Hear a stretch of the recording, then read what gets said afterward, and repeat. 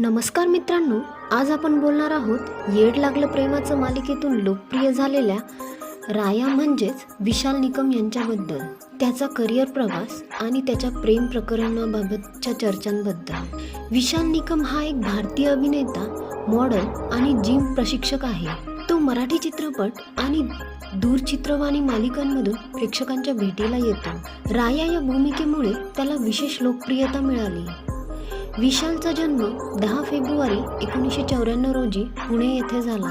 त्याचे शिक्षण देवी खिंडी खानापूर येथे झाले आणि पुढे पुण्यातील बाबूराव घोलप महाविद्यालयातून त्याने शिक्षण पूर्ण केले। फिटनेस आणि शिस्त ही त्याची ओळख आहे। राया म्हणजे विशाल निकमच्या कुटुंबात आहेत त्याचे वडील बालासू निकम, आई विजया निकम, भाऊ अक्षय निकम। आता पाहूया त्याच्या करिअर प्रवासाबद्दल। 2018 मध्ये मिथुन या चित्रपटातून त्याने अभिनयाची सुरुवात केली। त्यानंतर धुमस चित्रपटातूनही तो झळकला।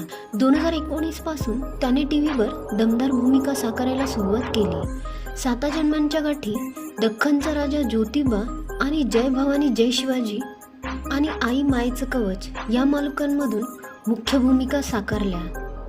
2021 मध्ये बिग बॉस मराठी 3 मध्ये सहभाग घेतल्यानंतर विशालचा फॅन बेस प्रचंड वाढला आणि तो या सीझनचा विजेता ठरला।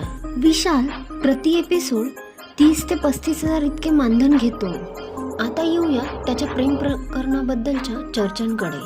मित्रांनो, आपल्याला माहीतच आहे बिग बॉस मराठी 3 पासून विशाल निकम काही वर्षांपासून रिलेशनशिपमध्ये आहे, पण ते नातं त्याने कायम गुलदस्त्यात ठेवलं। तो आपल्या गर्लफ्रेंडचा उल्लेख बिग बॉस मराठीमध्ये नेहमी सौंदर्य असं करत होता। अलीकडेच विशालने तिच्यासोबतचा एक रोमॅन्टिक व्हिडिओ शेअर केला आणि जिच्याशिवाय माझ्या मनाचं वृंदावन रिकामं आहे असं कॅप्शन देत जवळपास शिक्कामोर्तबच केला।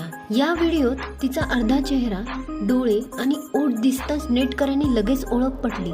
विशालची ही सौंदर्य दुसरी तिसरी कोणी नसून 7 जन्मांच्या गाठी मालिकेतील त्याचे सहकलाकार अक्षय हिंदळकर आहे। दोघांचे जुने फोटो, कमेंट्स आणि आता हा व्हिडिओ पाहता ते रिलेशनमध्ये असल्याचं जवळपास स्पष्ट झालं आहे।